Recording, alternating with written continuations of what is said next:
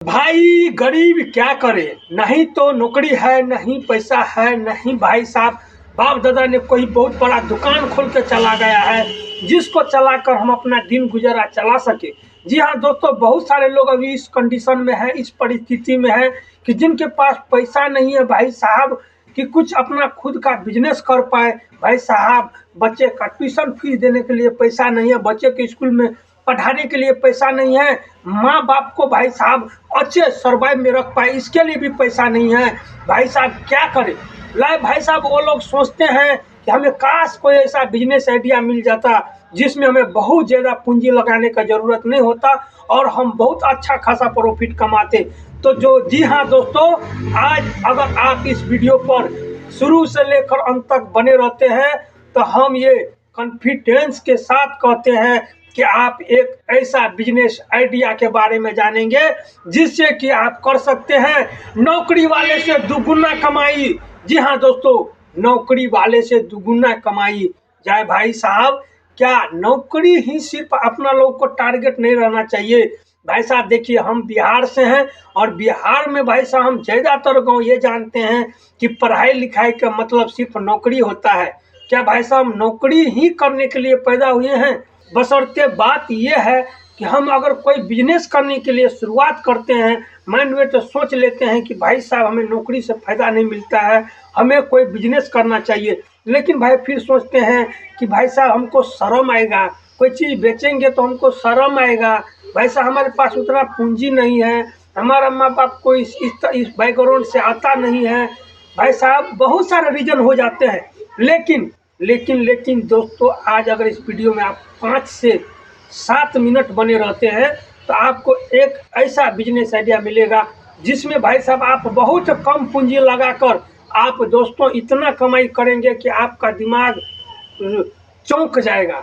आप भी चौंक जाने वाले हैं इस बिजनेस का कमाई देखकर। जी हाँ दोस्तों, इस बिजनेस का कमाई देखकर आप चौंक जाने वाले हैं। हम इतना कॉन्फिडेंस के साथ इसलिए बोल रहे हैं कि भाई इस बिजनेस में नहीं तो आपको कोई मशीन खरीदना है, नहीं आपको कोई कंपनी खोलनी है, नहीं आपको कोई मतलब दुकान करनी है। जी हाँ दोस्तों, बिना कुछ किए हुए और आप थोड़ा सा मेहनत करके, थोड़ा सा दिमाग लगाकर, मेहनत तो आज भाई साहब सबसे ज़्यादा रिक्शा वाले करते हैं लेकिन वो तरक्की नहीं कर पाते हैं। सिर्फ मेहनत से ही आदमी अमीर नहीं बनता है, सिर्फ मेहनत करने से ही पैसा नहीं आता है। और दोस्तों अगर आज के ज़माना में आपके पास पैसा नहीं है ना भाई साहब, रिश्तेदार क्या घर वाले भी आपको पूछेगा नहीं। जी हाँ दोस्तों, गौर से सुन लीजिएगा, अगर आपके पास आज पैसा नहीं है तो नहीं घर वाले कोई इज्जत करते हैं, नहीं मोहल्ले वाले कोई इज्जत करते हैं, नहीं रिश्तेदार कोई इज्जत करते हैं। अगर आज आपके पास पैसे हो जाए तो भाई सब कोई आपका इज्जत करने लगता है। देखिए भाई, इसी सब परिस्थिति को देखते हुए बहुत सारे लोग अपने पढ़ाई लिखाई को कंप्लीट करके परदेश चले जाते हैं और परदेश जाके भाई साहब 10 से 12 घंटा ड्यूटी करने के बावजूद भी 14 से 15 हज़ार रुपया कमा पाते हैं। हम मजदूरी टाइप का लेबर के बारे में बात कर रहे हैं।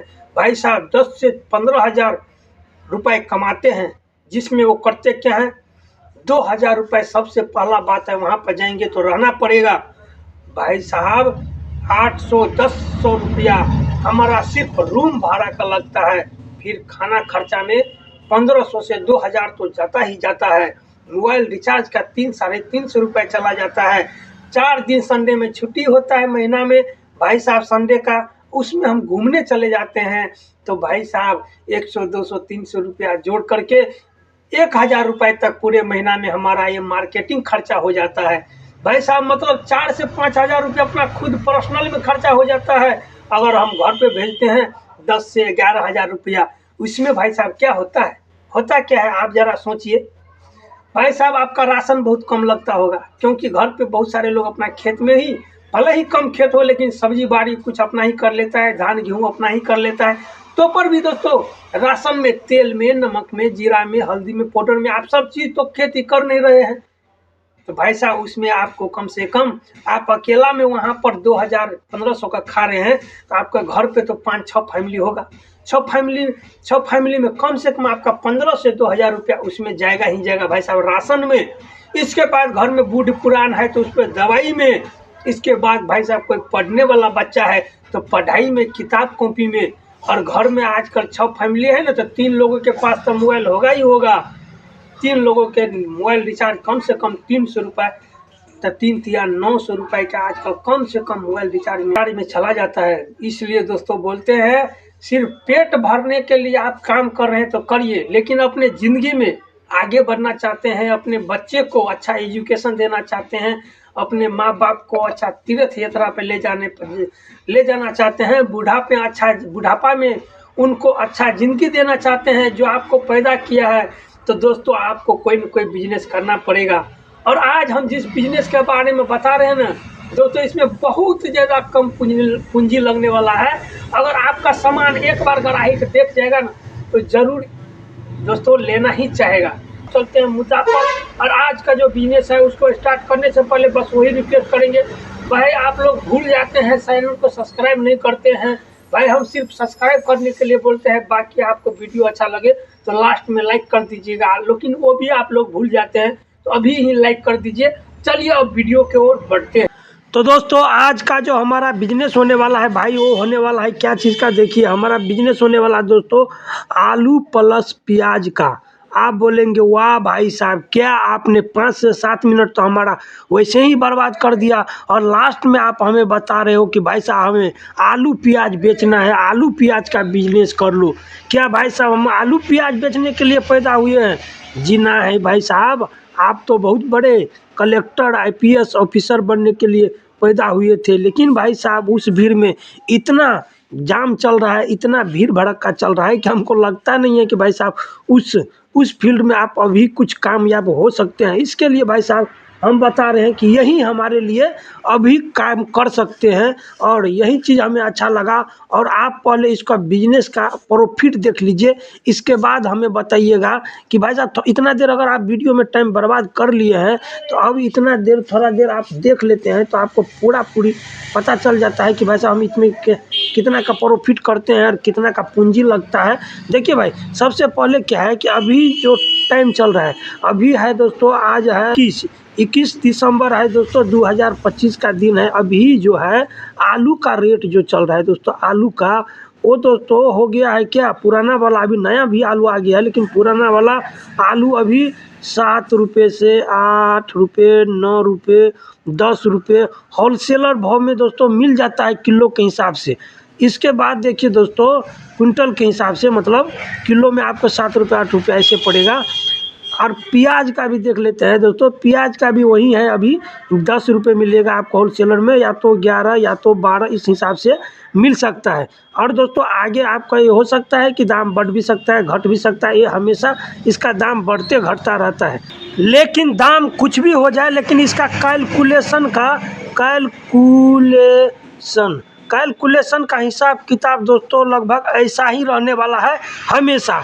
जैसे कि आज हम आपको दिखा रहे हैं, देखिए दोस्तों अभी जो हम अगर मार्केट जाते हैं, मान के चलिए हमें 8 रुपये का क्विंटल में आलू मिल रहा है। और आप जानते हैं दोस्तों आलू का बिजनेस हम आज क्यों बता रहे हैं, क्योंकि यही एक ऐसा सब्जी है जो भाई साहब आप चाहे मार्केट जाते हैं तो सब्जी में कुछ ना कुछ तो लाते हैं, चाहे आप गोभी लाते हैं, मूली लाते हैं, चाहे आप भाई साहब कोई कद्दू लाते हैं, चाहे परवल लाते हैं, चाहे भिंडी लाते हैं, ETC मतलब कुछ भी लाते हैं, लेकिन हर किसी के साथ ये आलू मैच कर जाता है। इसीलिए आलू को दोस्तों सब्जी का राजा बोला जाता है, सब्जी का राजा आलू होता है दोस्तों, इसीलिए होता है।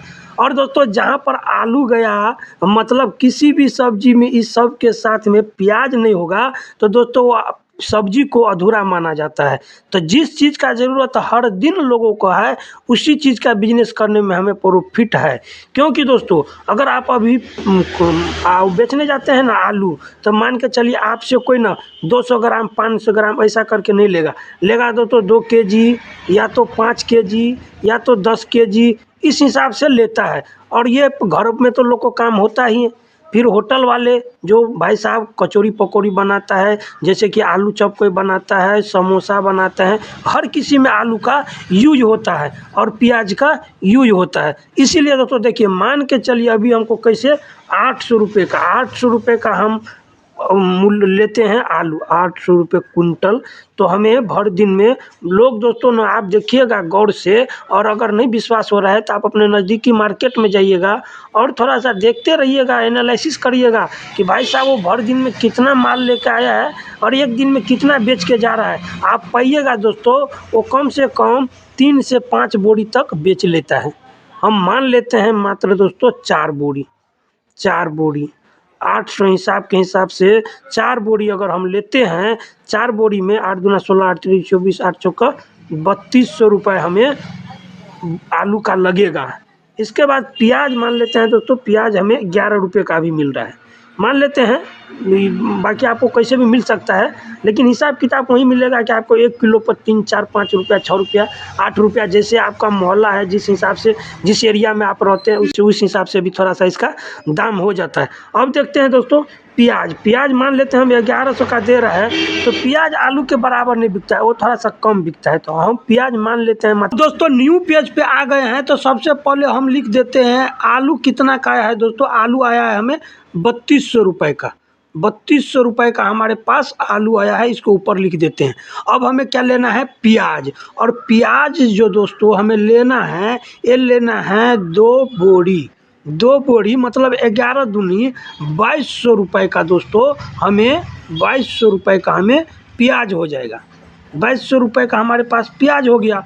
अब देखिए दोस्तों, यहाँ से देखिए भाई हमारे पास आलू कितना आ गया है दोस्तों, 8 दूना 16, 4 बोरी, तो 4 बोरी में कितना हो गया, 400 केजी, 400 केजी। और ये 2 बोरी में आया है कितना, प्लस 2 बोरी में आया है 200 केजी।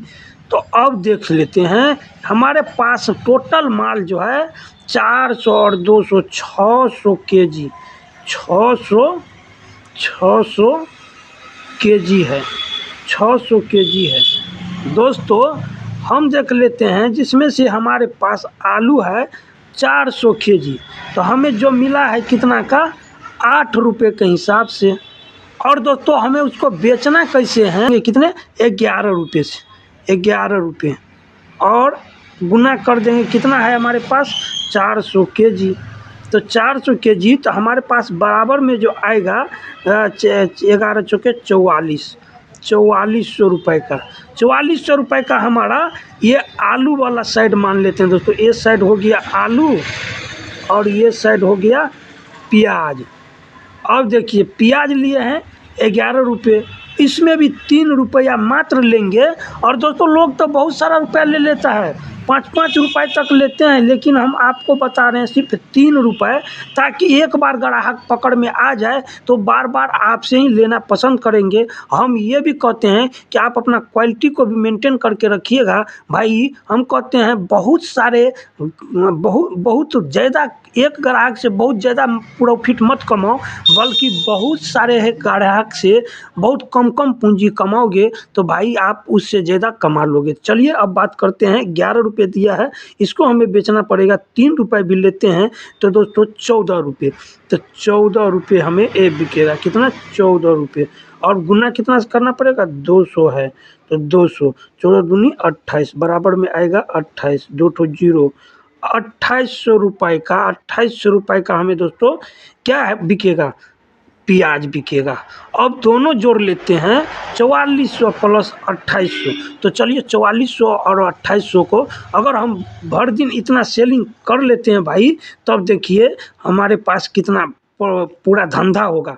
4400 आप प्लस कर देंगे 2800, अब देखिए 0 0 8 4 12 के 2 हाथ में 1 4 2 6 1 7, टोटल हो गया है कितना, 7200 रुपये हमारे पास आया है। कितना दोस्तों, 7200 रुपये, जिसमें से हमारे पास पूंजी कितना का लगा है, तो देखिए पूंजी तो भी देखेंगे ना भाई, पूंजी लगा है 3200 और 2200, तो 32 और 3200 प्लस 2200, ये दोनों मिला के हो जाता है दोस्तों 2 2 4 3 2 5, 5400 रुपये, 5400 रुपये हमारा पूंजी लगा है। ये हो गया हमारा पूंजी और ये हो गया हमारा कुल धंधा।